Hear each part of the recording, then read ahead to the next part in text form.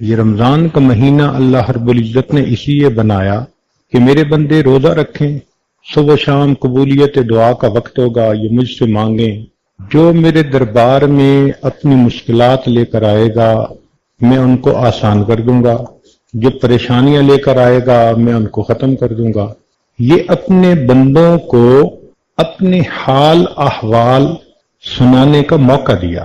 27 رمضان کو جو لیلۃ القدر ہوتی ہے اس میں اس بجٹ کو فائنل کر کے فرشتوں کو ایگزیکیوشن کے لیے دے دیا جاتا ہے۔ گویا آج کی رات اس آنے والے سال کے بجٹ پر نظر ثانی کی آخری رات، یوں سمجھ لیجیے۔ جو چاہے میں بے اولاد ہوں، اللہ مجھے اولاد کی نعمت سے نوازے، وہ مانگے۔ جو سمجھے کہ میں پریشان حال ہوں، اللہ سے مانگے۔ جو سمجھے کہ مجھے ازدواجی زندگی کے لیے اچھے ساتھی کی ضرورت ہے، وہ اللہ سے مانگے۔ جو سمجھے میں مقروض ہوں، وہ اللہ سے مانگے۔ جو سمجھے میں بیمار ہوں، وہ اللہ سے صحت مانگے۔ آج مالک الملک سے مانگنے کی رات ہے۔ وہ ہستی جو چاہے تو بندے کی تقدیر کو بدل کے رکھ سکتی ہے، ایک لمحے کے فیصلے میں ایک شقی کو سعید بنا سکتی ہے، اور ہم آج اس مالک الملک کے دربار میں آئے بیٹھے ہیں۔ اس وقت کی اہمیت کا اندازہ آپ خود لگا لیجئے۔ اس دنیا میں مختلف چیزوں سے نفع اٹھانے کے طریقے مختلف ہیں۔ ہوا سے نفع اٹھانے کے طریقے اور ہیں، پانی سے نفع اٹھانے کے طریقے اور ہیں، آگ سے نفع اٹھانے کے طریقے اور ہیں، مٹی سے نفع اٹھانے کے طریقے اور ہیں۔ دل میں سوال پیدا ہوتا ہے کہ یہ تو سب چیزیں مخلوق ہوئی ہیں، اس مخلوق کو پیدا کرنے والا جو پروردگار ہے، اس پروردگار سے نفع اٹھانے کا طریقہ کیا ہے؟ اس کو سمجھانے کے لیے انبیاء تشریف لائے، اور انہوں نے آ کے یہی بات سمجھائی کہ لوگوں، تم اپنی زندگی کو میرے طریقے پر اپنا لو، تم اللہ کی ذات سے سب سے زیادہ فائدہ اٹھانے والے بندے بن جاؤ۔ چنانچہ نبی علیہ السلام نے یہ بات بتلائی کہ جو شخص اللہ رب العزت سے مانگنا چاہے، اس طریقے کا نام دعا ہے۔ ہم جب اللہ سے مانگتے ہیں نا، یوں سمجھیں کہ اللہ کے دربار میں اپلیکیشن فارورڈ کرنے کے طریقے کو دعا کہتے ہیں، اور نبی علیہ السلام نے کھول کھول کے یہ طریقہ بتایا تاکہ اپلیکیشن بھرنے میں کوئی کوتاہی نہ ہو، کوئی کمی نہ رہ جائے، بندہ یہ نہ بعد میں کہے کہ جی مجھے تو کسی نے سمجھایا نہیں تھا۔ چنانچہ آج کی رات اسی دعا کی بات ہوگی۔ نبی علیہ السلام نے ارشاد فرمایا، الدعاء مخ العبادہ، دعا عبادت کا نچوڑ مغز ہے۔ ایک جگہ فرمایا الدعاء هو العبادہ، دعا عبادت ہے۔ دعا میں اور باقی اعمال میں ایک بنیادی فرق سمجھیں، اور وہ بڑا عجیب ہے کہ باقی دین کے اعمال اگر دنیا کی نیت سے ہوں تو وہ عملی نہیں ہوتے۔ مثال کے طور پر ایک لڑکی کو سمارٹ ہونے کا شوق ہے، وہ سارا دن کچھ نہیں کھاتی پیتی، اس کو روزے کا ثواب نہیں ملے گا، اس لیے کہ اس کی نیت روزے کی تھی ہی نہیں۔ گو اس نے صبح صادق سے لے کے غروب آفتاب کا کچھ نہیں کھایا، کچھ نہیں کیا، عمل روزے والا کیا، ثواب نہیں مل سکتا، نیت نہیں تھی۔ اسی طرح اگر دنیا کی نیت ہو کہ انسان دنیا کی واہ واہ چاہتا ہے، اس لیے کسی کو صدقہ خیرات دیتا ہے، اس کا ثواب کوئی نہیں ملے گا، نیت میں دنیا تھی۔ تو باقی تمام اعمال اگر دنیا کی نیت سے کر لیے جائیں تو ان کا ثواب ختم ہو جاتا ہے۔ اللہ کی شان دیکھو، یہ دعا ایک ایسا عمل ہے کہ بندہ خالص اپنی دنیا کے لیے اللہ سے دعا مانگے، یہ دعا پھر بھی عبادت ہوتی ہے۔ خالص دنیا کے لیے مانگے، اللہ مجھے دنیا کا یہ چاہیے، یہ پھر بھی عبادت ہے۔ اللہ اکبر کبھی۔ حضرت علی رضی اللہ تعالیٰ عنہ کی روایت ہے، فرمایا من فتحت لہ ابواب الدعاء فتحت لہ ابواب الرحمہ، جس شخص کے لیے دعا کے دروازے کھل گئے اس شخص کے لیے اللہ کی رحمت کے دروازے کھل گئے۔ اور ایک جگہ فرمایا فتحت لہ ابواب الجنہ، اس کے لیے جنت کے دروازے کھل گئے۔ چنانچہ ترمذی شریف کی روایت ہے، ان ثوبان رضی اللہ تعالی عنہ قال قال رسول اللہ صلی اللہ علیہ وسلم لا يرد القدر الا الدعاء، کہ تقدیر کو نہیں بدل سکتی مگر دعا، ولا يزيد في العمر الا البر، اور عمر میں زیادتی نہیں ہوتی مگر نیکوکاری کی ساتھ، وان الرجل लयुहरमु रिज़्क़ बिज़्ज़म्बि युसीबहु, और इंसान को जो रिज्क मिलने वाला होता है अपने गुनाहों की नहुसत की वजह से वो उस रिज्क से महरूम कर दिया जाता है। तो हमें जो परेशानी आती है ना, वो असल में हमारी अपनी कोताहियां होती हैं। कुरान मजीद में अल्लाह ताला ने फरमाया, मा असाबकुम मिन मुसीबतिन फबिमा कसबत अयदीकुम, जो मुसीबत तुम्हें पहुंचती है तुम्हारे हाथों की कमाई होती है। आयशा सिद्दीक़ा रज़ियल्लाहु ताला अन्हा की रिवायत है, फरमाती हैं क़ौल रसूलुल्लाह सल्लल्लाहु अलैहि वसल्लम अद्दुआ यनफ़उ मिम्मा नज़ला व मिम्मा लम यनज़िल, दुआ उस मुसीबत के लिए भी फायदेमंद जो नाजिल हो चुकी और उसके लिए भी फायदेमंद जो अभी नाजिल नहीं हुई। जो हो चुकी अब अल्लाह उसको बर्दाश्त करना आसान फरमा देते हैं, और जो नहीं हुई अल्लाह उसको वही रोक देते हैं। आगे अजीब बात फरमाई, व इन्नल बला लयनज़िलु फयल्क़ाहु दुआ, बला नाजिल होती है बंदे के ऊपर, नीचे से उसकी दुआ जाती है। फया तलिजान इला यौमिल क़ियामा, क़यामत तक ये दुआ उस बला को धकेलती रहती है, उस बंदे तक आने नहीं देती। चुनाचे इंसान अल्लाह रब्बुल इज्जत से दुआ मांगे तो रब्बे करीम उसकी परेशानियों को दूर करते हैं, उसके हालात को ठीक फरमा देते हैं। इसलिए फरमाया कि मल्लम यदउल्लाह यग़दब अलैहि, जो शख्स अल्लाह से दुआ नहीं मांगता अल्लाह ताला उस बंदे से नाराज होते हैं। दुनिया का मामला देखो, किसी से एक दफा मांगो वो देगा, दूसरी दफा मांगो देगा, तीसरी दफा कन्नी कतरा जाएगा, चौथी जगह बोलना छोड़ देगा, पांचवी दफा तो साफ झंडी दिखाएगा। क्या मुसीबत है, हर वक्त मांगते हो। दुनियादारों से मांगो तो जितना ज्यादा मांगोगे उतना वो धक्के दे के निकालेंगे, और अल्लाह रब्बुल इज्जत वो जात है कि कोई बंदा अल्लाह ताला से एक दफा मांगे देते हैं, दो दफा मांगे देते हैं, 10 दफा मांगे देते हैं, 100 दफा मांगे देते हैं, बल्कि जो बंदा हर हाल में अल्लाह से मांगे, हर चीज अल्लाह से मांगे, अल्लाह रब्बुल इज्जत उस बंदे को अपना वली बना लिया करते हैं। फरमाते हैं ये मेरे सिवा किसी से मांगता ही नहीं, यही मेरा दोस्त है। अल्लाह अकबर कबीर। सैयदना अबू हुरैरा रज़ियल्लाहु ताला अन्हु की रिवायत है, फरमाते हैं इन्न आजज़न नास मन आजज़ मिन अन दुआ, इंसानों में सबसे ज्यादा आजिज वो जो दुआ करने से आजिज हो जाए। वबखलन नास मन बखिल बिस्सलाम, और सबसे बखील वो जो दूसरों को सलाम ही ना करे। हदीस मुबारक में फरमाया अद्दुआ सलाहुल मुमिन, दुआ मोमिन का असलहा है। असलहा से क्या मुराद कि इंसान शैतान के साथ, दुश्मनों के साथ, हासदों के साथ इस असलहे के जरिए से फाइट कर सकता है, उनके मकर से इंसान अपने आप को बचा सकता है। इसलिए जितनी दुआ मांगेगा अल्लाह रब्बुल इज्जत की तरफ से रहमतें होंगी।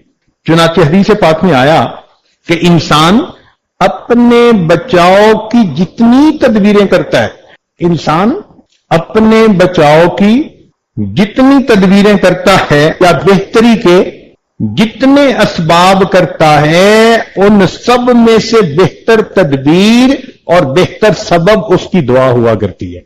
आप अपने लिए कोई भी सबब बनाएं, सबसे बेहतरीन सबब आपका दुआ होगी। इसका मतलब यह है कि हमें हर हाल में अल्लाह से दुआ मांगनी चाहिए। चुनाचे अल्लाह ताला बंदे की दुआ को रद्द नहीं फरमाते, 3 में से एक सूरत में कबूल करते हैं। तवज्जो फरमाएं, बंदे ने जैसे दुआ मांगी वैसे कबूल हो गई। एक सूरत तो यह है, अगर ऐसे ना हो तो अल्लाह ताला उसके बदले कोई आने वाली बला और मुसीबत उस बंदे से हटा देते हैं, कंपनसेशन हो गई। क्या पता कि वो बला और मुसीबत ज्यादा बड़ी थी। तीसरा, अगर यह भी ना हुआ, अल्लाह ताला उस बंदे के अकाउंट में उस दुआ को लिखवा देते हैं, एंट्री करवा देते हैं कि इसने दुआ मांगी थी, दुनिया में इसको रिवॉर्ड नहीं मिला, नोट करो इसके अकाउंट में। हदीस पाक में आता है ये बंदा क़यामत के दिन अल्लाह ताला के हुजूर पेश होगा। उस वक्त अल्लाह ताला इसकी मांगी हुई दुआओं पर इतना इसको अजर और बदला देंगे कि वो बंदा कहेगा काश दुनिया में मेरी कोई दुआ कबूल ना होती, मुझे हर एक का बदला आखिरत में अता किया जाता। तो मोमिन को तो मजे हैं। 3 में से एक ने एक सूरत जो है اس میں اس کی دعا قبول، ویسے قبول ہو جائے تو بھی مزے، اس کے بدلے بلا مصیبت دور ہو جائے تو بھی مزے، اور قیامت کے دن اجر اور بدلہ ملے تو بھی مزے۔ اس لیے دعا خوب مانگنی چاہیے اور زیادہ مانگنی چاہیے۔ ایک صورت ہے جس میں اللہ تعالیٰ دعا رد فرماتے ہیں، یا تو اس بندے کے جسم پہ کپڑے حرام کے ہوتے ہیں یا کھانا حرام کا ہوتا ہے، یا وہ بندہ اپنی زبان سے خود کہتا ہے او جی ہماری تو دعا قبول ہی نہیں ہوتی۔ چنانچہ کتابوں میں علماء نے لکھا کہ جب کوئی بندہ اپنی زبان سے خود یہ لفظ کہہ دیتے او جی ہماری تو قبول ہی نہیں ہوتی، اس بات پر اللہ کو اتنا جلال آتا ہے، اللہ اس کی مانگی دعا کو پھر رد فرما دیتے، اس لیے یہ لفظ کبھی بھی نہیں کہنے چاہیے۔ چنانچہ حدیث مبارکہ میں آتا ہے کہ جو شخص یہ چاہے کہ سختی میں اس کی دعا قبول ہو، اس کو چاہیے کہ وہ خوشحالی کے زمانے میں اللہ سے دعا مانگا کرے۔ جو خوشحالی کے دور میں اللہ سے دعا مانگتا ہوگا، اللہ تنگ دستی کے عالم میں بھی اس کی دعا کو قبول فرمائے۔ آج آٹا گھر پہ نہ ہو پھر تو ہر کوئی رو کے مانگتا ہے، لیکن گھر میں اگر سب کچھ کھانے کا ہو، پھر کسی کو دیکھا کہ رو کے مانگ رہا ہو، پھر ہم رو کے نہیں مانگتے کہ اللہ ہم اب بھی تیرے محتاج ہیں۔ تو خوشحالی کے زمانے میں دعائیں مانگیے، اس کی برکت سے اللہ تنگ دستی کے عالم میں دعاؤں کو قبول فرمائیں گے۔ اب دعا کیسے مانگی جائے، کچھ اس پہ بھی بات ہو جائے۔ اللہ رب العزت ہمارے اکابر کو جزائے خیر عطا فرمائے، جنہوں نے دعا کے آداب کو تفصیل کے ساتھ کھولا۔ آپ ذرا توجہ کے ساتھ سنیے گا، اس میں بعض رکن ہیں ان کے بغیر دعا ہی نہیں ہوتی، بعض شرائط ہیں، بعض چیزوں کے کرنے کا حکم دیا، بعض کو نہ کرنے کا حکم دیا۔ چنانچہ سب سے پہلی چیز کہ کھانے پینے پہننے اور کمانے میں حرام چیزوں سے پرہیز کرنا۔ دوسرا اخلاص کے ساتھ دعا مانگنا، دکھاوا نہ ہو۔ تیسرا دعا سے پہلے کچھ نیک عمل کرنا اور سختی کے وقت میں اپنے نیک عمل کو اللہ کے سامنے پیش کرنا۔ چوتھا صاف پاک ہونا، باوضو ہونا، قبلہ رخ ہونا، دعا سے پہلے 2 رکعت نفل پڑھنا، 2 زانو بیٹھنا، دعا کے اول اور آخر میں اللہ تعالیٰ کی حمد و ثنا بیان کرنا، نبی علیہ الصلوۃ والسلام پر اول اور آخر درود شریف پڑھنا، دونوں ہاتھوں کو پھیلانا، دونوں ہاتھوں کو کندھوں کے برابر اٹھانا، دونوں ہاتھوں کو ایسے نہیں بلکہ کھلا رکھنا، دعا مانگتے وقت با ادب رہنا، عاجزی کرنا، اپنی مسکنت کا اظہار کرنا، دعا مانگتے وقت آسمان کی طرف نہیں دیکھنا چونکہ یہ ادب کے خلاف ہے، اللہ تعالیٰ کے اسماء گرامی کا واسطہ دے کر دعا مانگنا، کافیہ بندی سے پرہیز کرنا، گانے کی طرز اختیار نہ کرنا، انبیاء کرام کے وسیلے سے دعا مانگنا، اللہ کے نیک بندوں کا واسطہ دے کر دعا مانگنا، چلا کے دعا نہیں مانگنی، مجمع ہو تو بھلے اونچی آواز میں مانگے مگر بہت چلا کے جو بات کی جاتی ہے وہ اذان نہیں دینی۔ اپنے گناہوں کا اعتراف کرنا، جو صحیح احادیث میں دعائیں مروی ہیں نبی علیہ الصلوۃ والسلام سے، ان دعاؤں کو مانگنا اس لیے کہ وہ مقبول دعائیں ہیں، جامع دعائیں مانگنا، اپنی ذات سے ابتدا کرنا، پھر اپنے والدین مومن بھائیوں کے لیے دعا کرنا، عزم و یقین کے ساتھ دعا کرنا، رغبت اور شوق کے ساتھ دعا کرنا، کوشش و محنت سے حضور قلب کے ساتھ تہ دل سے دعا کرنا، ایک دعا کو بار بار مانگنا، دعا میں اصرار کرنا، دعا میں کسی گناہ کی دعا نہ مانگنا کہ دعا مانگے کہ فلاں بندہ مجھے گناہ کرنے دے، ایسی دعا نہیں مانگنی۔ کسی محال چیز کو نہ مانگنا، مثلا کسی کو زیادہ ہی شوق ہے اللہ مجھے لڑکی بنا دے، اب یہ محال ہے نا، اللہ نے تو اسے مرد بنا دیا، تو امر محال مت مانگے دعا میں۔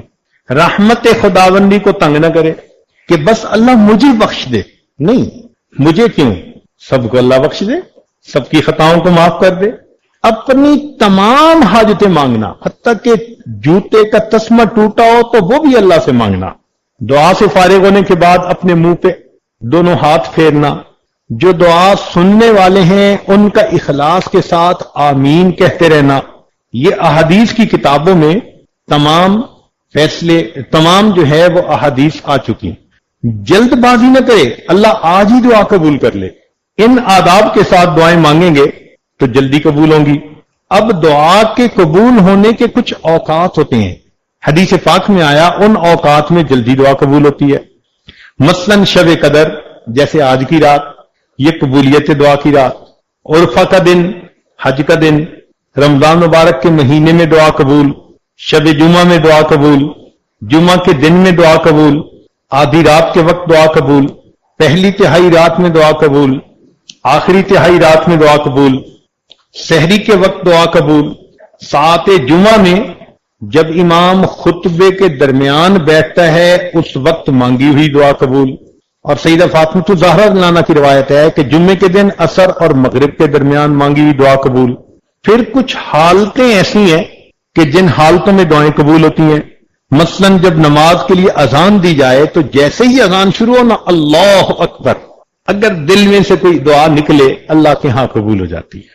اذان اور اقامت کے درمیان دعا مانگے تو قبول، مصیبت زدہ شخص کی دعا قبول، میدان جہاد میں صف باندھے ہوئے ہوں تو دعا قبول، فرض نمازوں کے بعد دعا قبول، سجدے کی حالت میں دعا قبول، تلاوت قرآن مجید کے بعد دعا قبول، زمزم پیتے ہوئے دعا قبول، میت کے پاس حاضر ہوتے وقت دعا قبول، مرغ کی اذان سنے آواز سنے دعا قبول، بہت سارے مسلمانوں کا مجمع ہو دعا قبول، ذکر کی مجلسوں میں دعا قبول، جب امام فاتحہ ختم کرتا ہے تو ہم آمین کہتے ہیں اس وقت کی دعا قبول، میت کی آنکھ بند کرتے وقت کی دعا قبول، نماز کی اقامت جب کھڑی ہوتی ہے اس وقت دعا قبول، بارش ہوتے وقت دعا قبول، کعبہ پر جب پہلی نظر پڑے عمرہ حج پہ جانے والوں کی تو ان کی دعا قبول۔ قرآن مجید میں سورہ انعام کے اندر 2 مرتبہ اللہ اللہ کا لفظ آیا قریب، رسول اللہ اللہ ہے، تو اس کے درمیان میں مانگی ہوئی دعا قبول۔ کچھ مقامات ایسے ہیں جن مقامات کی دعا قبول، چنانچہ طواف کرتے ہوئے ملتزم سے لپٹ کر حسن بصری رحمت اللہ علیہ نے بیت اللہ شریف کے 15 مقامات گنوائے ہیں جن میں دعا قبول۔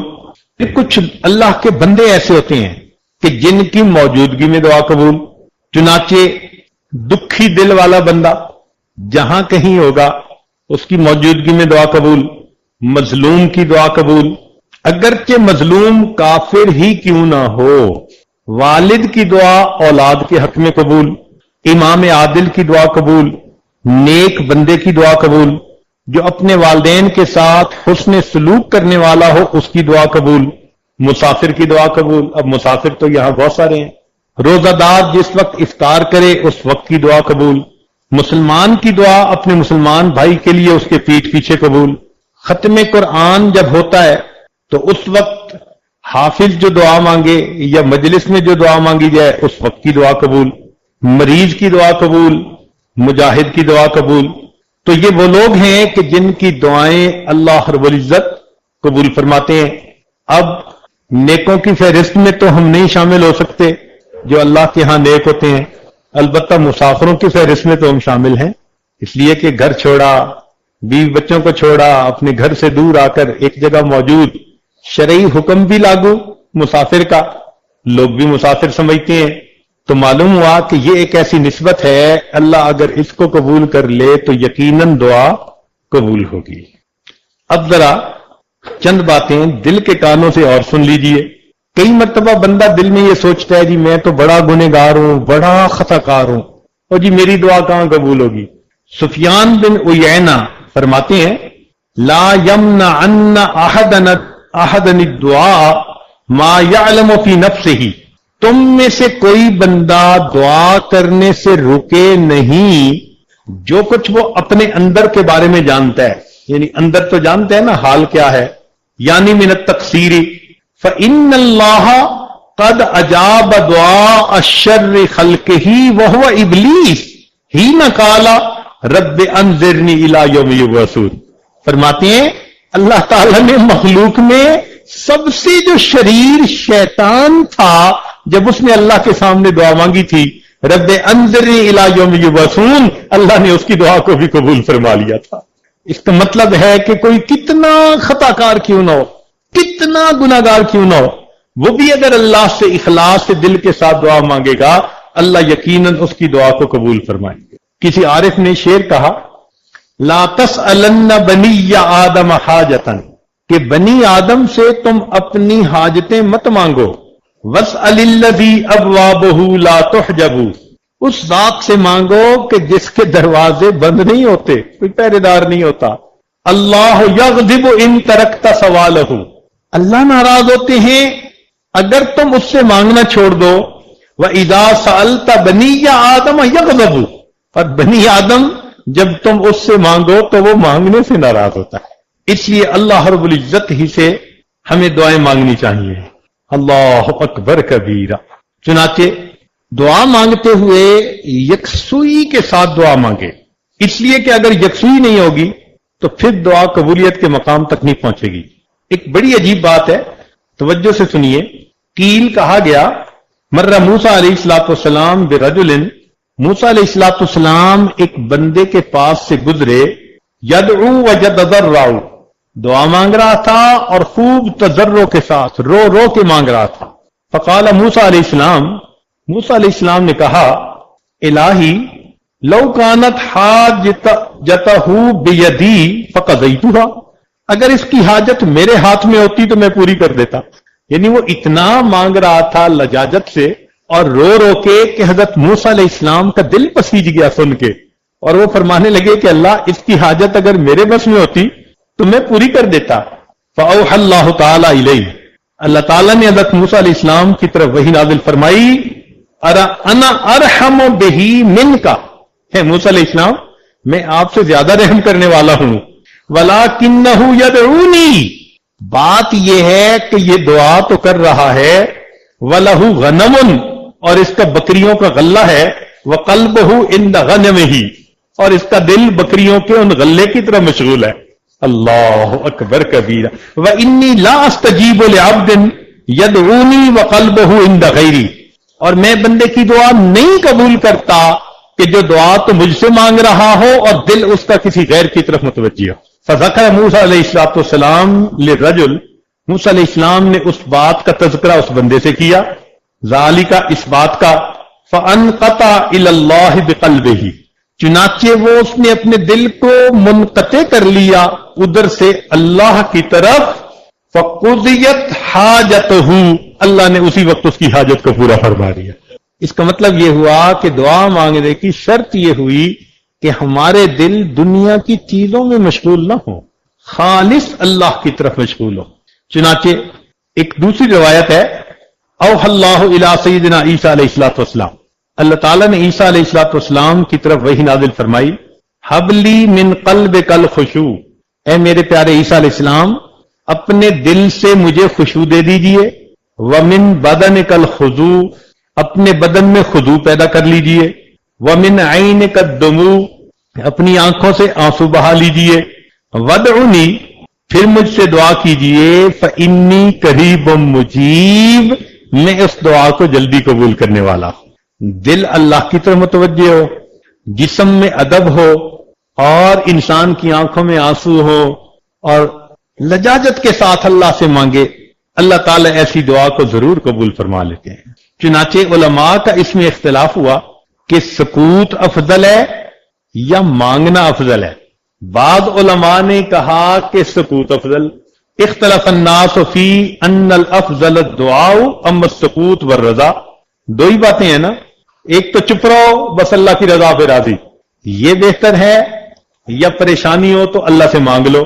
فمنہم من قال الدعاء عبادہ، ان میں سے بعض نے کہا کہ دعا عبادت ہے.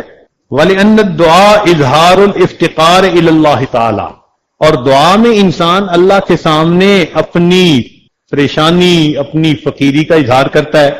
اور دوسری جماعت نے کہا کہ السکوت تحت جریان الحکم اتم، کہ اللہ کا جو حکم آ گیا بس خاموش رہے کہ میرے مالک کی جو مرضی، میں اللہ کی رضا پہ راضی. قد قال النبی صلی اللہ علیہ وسلم خبرا ان اللہ تعالی، اور وہ دلیل کیا دیتے ہیں کہ اللہ تعالیٰ نے فرمایا من شغلہ ذکری ام مسئلتی آتیتہ افضل ما اوتی السائلین، کہ جس کو میری یاد دعا مانگنے سے روک لے میں دعا مانگنے والوں سے اس کو زیادہ عطا فرماتا ہوں. وہ یہ دلیل دیتے ہیں. لیکن بزرگوں نے اس میں تطبیق کیسے دی؟ فرماتے ہیں وقال قوم، علماء نے یہ کہا یکون صاحب دعاء بلسانہ، یکون صاحب الدعاء بلسانہ، زبان سے اللہ سے دعا مانگے، ورزم بقلبہ، اور دل سے اللہ کے فیصلے پر راضی رہے، لیاتی بالامرین جمیعا، تاکہ دونوں باتیں اکٹھی ہو جائیں۔ تو دعا بھی اللہ سے مانگے مگر دل میں یہی رکھے کہ مولا تیرا جو فیصلہ ہوگا میں تجھ سے راضی ہوں گا، مانگے صحیح، سبحان اللہ۔ چنانچہ دعا مانگتے ہوئے لجاجت کے ساتھ جتنی دعا مانگے گا جلدی قبول ہوگی۔ حدیث مبارکہ میں ہے کہ داؤد علیہ السلام کے زمانے میں خشک سالی ہوئی۔ خشک سالی سے کیا مراد؟ بارش نہیں ہوتی تھی، چنانچہ لوگوں نے علماء میں سے 3 بندے منتخب کیے اور ان کے ساتھ دعا کے لیے نکلے ایک میدان میں۔ ایک نے کہا الہی آپ نے تورات میں فرمایا ہے کہ جو ہم پر ظلم کرے ہم اس کو معاف کر دیں گے، الہی ہم نے اپنی جہانوں پر ظلم کیا ہے تو پھر تو ہمیں معاف فرما دے۔ اللہ اکبر۔ دوسرے نے کہا الہی آپ نے تورات میں فرمایا ہے کہ ہم اپنے غلاموں کو آزاد کریں، الہی ہم بھی تیرے غلام ہیں، تیرے دروازے پر حاضر ہیں، تو بھی ہمیں آزاد فرما دے۔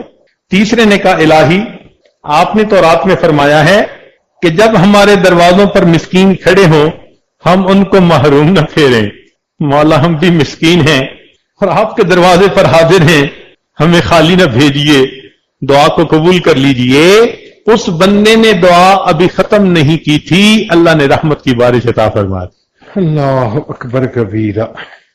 تو بھئی ہم بھی اللہ رب العزت سے مانگیں کہ اے پروردگار آپ بھی ہماری ان دعاؤں کو اپنی رحمت سے قبول فرما لیجئے اور ہمارے قصوروں کو معاف فرما دیجئے، اور مانگیں تو پھر خوب اللہ رب العزت سے عاجزی کے ساتھ، جتنا مانگ سکتے ہو اتنا عاجزی کے ساتھ مانگیں کہ اللہ رب العزت بڑے کریم ہیں۔ اللہ اکبر کبیرہ۔ چنانچہ اللہ تعالی بندے کا اعتراف جرم بہت پسند فرماتے ہیں کہ بندے نے گناہ کر لیا، اب وہ میرے دربار میں آئے اور اپنے گناہ کا اقرار کر لے اور مجھ سے معافی مانگے۔ حضرت اقدسانی رحمۃ اللہ نے واقعہ لکھا ہے، فرماتے ہیں کہ اللہ تعالیٰ اعتراف جرم کو پسند کرتے ہیں۔ اندلس میں ایک مرتبہ اسی طرح بارش رک گئی، لوگ 3 دن تک دعا مانگتے رہے اور 3 دن تک بارش نہیں ہوئی، تو لوگوں نے وقت کے حاکم عبد الرحمن ناصر کو کہا کہ 3 دن سے شہر کے علماء، شہر کے سب لوگ مرد عورت دعائیں مانگ رہے ہیں مگر کسی کی دعا قبول نہیں ہوئی اور بارش نہیں ہو رہی۔ کہتے ہیں کہ جب اس نے یہ سنا، ننگے پاؤں سر سے اس نے تاج اتار دیا، ننگے سر اس مجمع کے سامنے آیا اور آ کر یہ دعا مانگی کہ اللہ مجرم تو میں ہوں، میری وجہ سے اپنے بندوں کو اس رحمت سے محروم نہ کر دے۔ اس کا یہ اعتراف کر کے دعا مانگنا اللہ کو اتنا پسند آیا کہ اسی وقت اللہ نے بارش عطا فرمائی۔ تو بندہ اپنے گناہوں کا اعتراف کر کے دعا مانگے کہ میرے مالک انسان ہیں، خطا کار ہیں، آپ سے رحمت کے طلبگار ہیں، آپ رحیم اور کریم ہیں، ہم پر رحمت فرما دیجئے۔ چنانچہ ایک عجیب واقعہ حدیث پاک میں آیا ہے، امید ہے آپ اس کو بہت توجہ کے ساتھ سنیں گے۔ اللہ اکبر کبیرہ۔ فرماتے ہیں ان وہب ابن منبہ، وہب ابن منبہ رحمت اللہ علیہ وہ فرماتے ہیں، بہت توجہ کے ساتھ سنیے گا، میں اپنی بات مکمل کرتا ہوں۔ کان فی زمن موسیٰ علیہ السلام شاب آتن مسرف علی نفسہ، موسیٰ علیہ السلام کے زمانے میں ایک نوجوان تھا جو بہت ہی سرکش تھا، اپنے نفس پر ظلم کرنے والا تھا۔ فحضرتہ الوفات فی خربۃ علی باب البلد، اس کو موت آ گئی ویرانے میں شہر کے دروازے کے قریب۔ اب ہوا کیا تھا کہ شہر والوں نے اسے شہر سے نکال دیا تھا کہ تو اتنا گناہگار کہ تیری وجہ سے کہیں ہم پہ اللہ کا عذاب نہ آ جائے۔ اس کو شہر سے دھکے دے کے نکال دیا تھا۔ اب وہ ویرانے میں تھا، ویرانے میں نہ اس کا کوئی کھانا نہ پینا، نہ کوئی ہمدم نہ غم گسار، سردی کے موسم تھا اور وہ بیمار ہو گیا اور دوا دینے والا بھی کوئی نہیں تھا۔ اب اس کو اپنے اکیلے پن کا احساس ہوا کہ میرا یہاں کوئی نہیں۔ جب اکیلا ہوا تو وہ اللہ کی طرف متوجہ ہوا، چنانچہ اس کی وفات ہو گئی. فأوحى اللہ تعالی الی موسیٰ علیہ السلام، اللہ تعالیٰ نے موسیٰ علیہ السلام کی طرف وحی نازل فرمائی. ان ولیم من اولیائی حضرہ الموت، میرے اولیاء میں سے ایک ولی کو موت آ گئی ہے. فاحذرہ، آپ وہاں جائیے. وغسلہ، اس کو نہلائیے. وصلی علیہ، اور اس کی جنازہ کی نماز پڑھیے. وقل، اور اعلان کر دیجئے. لمن کثر عصیانہ، جس کے گناہ بہت زیادہ ہوں. یحضر جنازتہ، وہ اگر اس کے جنازہ پڑھنے میں حاضر ہو جائے گا. لأغفر لہم، میں اس کے بھی گناہوں کو معاف کر دوں گا.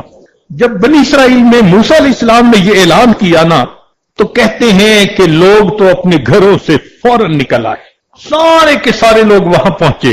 اور فرمایا اللہ تعالیٰ نے وَاحْمِلْهُ إِلَيَّ لِأَكْرِمَ مَثْوَاهُ، اور پھر اس کو آپ دفن کیجئے تاکہ میں اس کو بہترین ٹھکانہ عطا کر دوں. فنادى موسیٰ علیہ السلام، موسیٰ علیہ السلام نے اعلان کر دیا فی بنی اسرائیل میں. فَكَثُرَ النَّاسُ، بہت لوگوں کا مجمع لگ گیا، بہت سارے لوگ اکٹھے ہو گئے. فَلَمَّا حَضَرُوهُ عَرِفُوهُ، جب لوگ وہاں پہنچے تو لوگوں نے اس بندے کو پہچان لیا.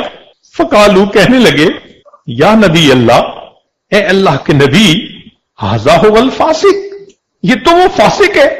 الذی اخرجناہ، جس کو ہم نے شہر سے نکال دیا تھا. فتعجب موسیٰ من ذلک، حضرت موسیٰ علیہ السلام بھی اس بات پہ بڑے حیران، بڑے تعجب کہ ہاں یہ تو وہی پاپی ہے، وہی نوجوان ہے کہ گناہ کے بغیر رہتا نہیں تھا. اور اس کے بارے میں اللہ رب العزت نے یہ وحی نازل فرمائی. فأوحى اللہ الیہ، اللہ رب العزت نے ان کی طرف وحی نازل فرمائی. فرمایا صدقوا وہم شہدائی، صحیح کہہ رہے ہیں یہ لوگ اور یہ اس کے گواہ ہیں. الا انہ لما حضرت الوفات فی ھذہ الخربۃ، مگر جب اس بندے کو اس ویرانے کے اندر وفات آئی. نظر یمنۃ و یسرۃ، اس نے اپنے دائیں بھی دیکھا اور اپنے بائیں بھی دیکھا. فلم یرا حمیما، اس کو کوئی دوست نظر نہیں آیا. ولا قریبا، کوئی اپنا قریبی نظر نہیں آیا، اکیلا تھا. ورا نفسہ غریبۃ، اس نے اپنے نفس کو غریب پایا. وحیدۃ، اکیلا پایا. ذلیلۃ، اپنے آپ کو ذلیل پایا. منکسرۃ، اپنے آپ کو ٹوٹا ہوا دل پایا.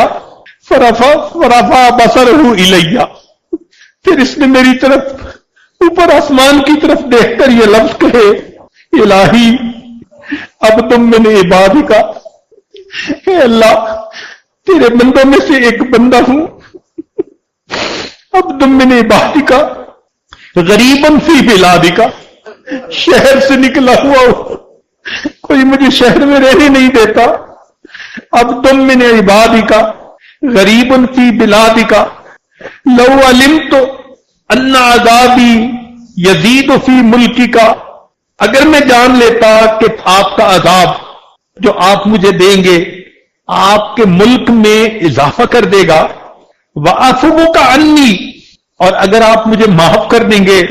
يَنْقُصُهُ مِنْ مُلْكِكَ، آپ کی شاہی میں کچھ کمی ہو جائے گی اس سے.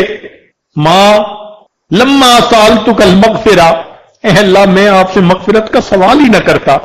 وَلَيْسَ لِي مَلْجَأٌ وَلَا رَجَاءٌ إِلَّا أَنْتَ، میرا ملجا اور میرا ٹھکانہ آپ کے سوا کوئی دوسرا نہیں. وَأَنْتَ قُلْتَ، اور آپ نے یہ فرمایا ہے انی أَنَا الغفور الرحیم، کہ میں غفور ہوں و رحیم ہوں. فلا تخیب رجائی، اللہ میری امید کو خراب نہ کر دے، ناکام نہ کر دے. یا موسیٰ، اے موسیٰ علیہ السلام، افکان یحسن بی ان اردہ وہو غریب علی ھذہ الصفہ، مجھے یہ اچھا لگتا ہے کہ میں اس کی دعا کو رد کر دوں اور وہ اتنا اپنے آپ کو پامال کر کے دعا مانگ رہا ہے. وقت توسل الی بی، اس نے مجھ سے میرے ہی وسیلے سے دعا کی.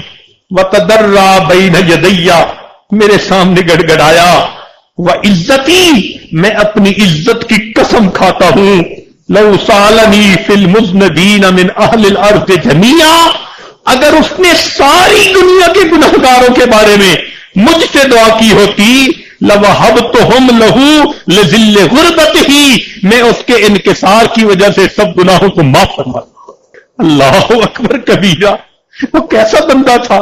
اللہ فرماتے ہیں ساری دنیا کے گنہگاروں کے بارے میں اگر وہ مجھ سے اس وقت معاف دعا مانگتا، میں ساری دنیا کے گنہگاروں کے گناہوں کو معاف فرما دیتا۔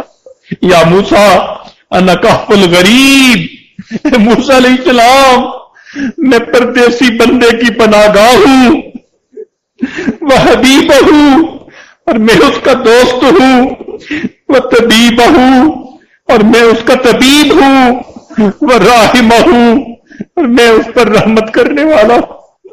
ہمارا پروردگار کتنا کریم ہے، کتنا مہربان ہے۔ یقیناً ہمیں مانگنا نہیں آتا، اگر ہم صحیح طریقے سے مانگیں تو رب کریم یقیناً ہمارے تمام گناہوں کو معاف فرما دے۔ آخری حدیث، کان فی زمن موسیٰ علیہ السلام رجل، موسیٰ علیہ السلام کے زمانے میں ایک آدمی تھا، لا یستقیم علی توبۃ، وہ اپنی توبہ کے اوپر جمع نہیں رہتا تھا۔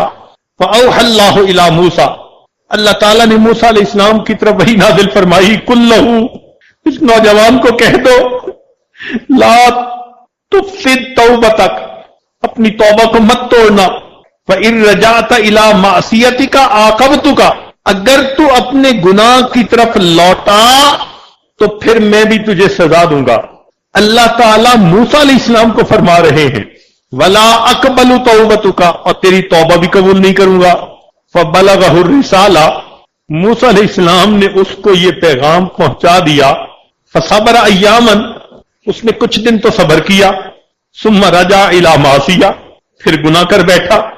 فاوحى اللہ الی موسیٰ علیہ السلام، اللہ تعالیٰ نے موسیٰ علیہ السلام کی طرف وحی نازل فرمائی، قل لہ، اسے کہہ دو، انی غضبت علیہ، میں اس کے اوپر ناراض ہوں۔ فبلغہ الرسالہ، موسیٰ علیہ السلام نے اللہ کا پیغام پہنچا دیا۔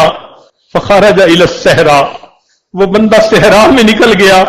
وقال، اور یہ کہنے لگا، الہی ما ہذہ الرسالہ التی ارسلتھا الی مع موسیٰ، یہ آپ نے موسیٰ علیہ السلام کے ذریعے کیسا پیغام بھیجا ہے؟ انفدت خزائن عفوک، کیا آپ کے مغفرت کے خزانے ختم ہو گئے؟